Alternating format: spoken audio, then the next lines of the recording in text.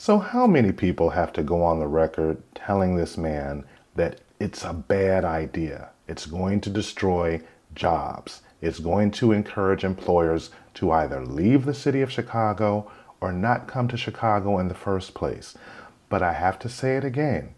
This man has spent 12 years as an elementary school social studies teacher. This is not the type of person who you put in charge of the third largest city in the country. He doesn't know what he's doing.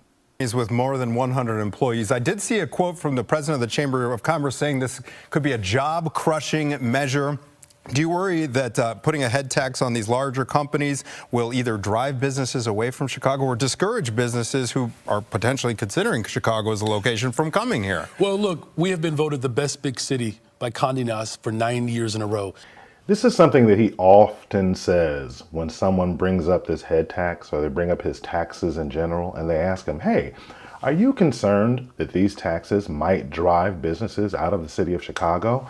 And he always references this Condé Nast magazine that has voted Chicago the greatest big city in, for 9 years straight. The implication being that Condé Nast is some magazine that's talking about business issues, talking about Chicago and ranking it as far as its business climate, whether or not it's friendly to businesses or not. He doesn't say the entire name of the magazine because he knows that it's a lie.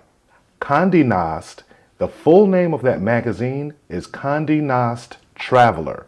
This is a travel magazine, and Condé Nast has voted Chicago for 9 years in a row as the best place in the country to travel. If you're going to go on vacation, Condé Nast has not made any reference to the business climate of the city of Chicago. But again, this is why I have so little respect for Brandon Johnson, because he purposely says Condé Nast as opposed to saying Condé Nast Traveler magazine, because he knows that if he said Traveler magazine, that people would say, why are you bringing up a travel magazine in response to a question about the business climate in the city of Chicago?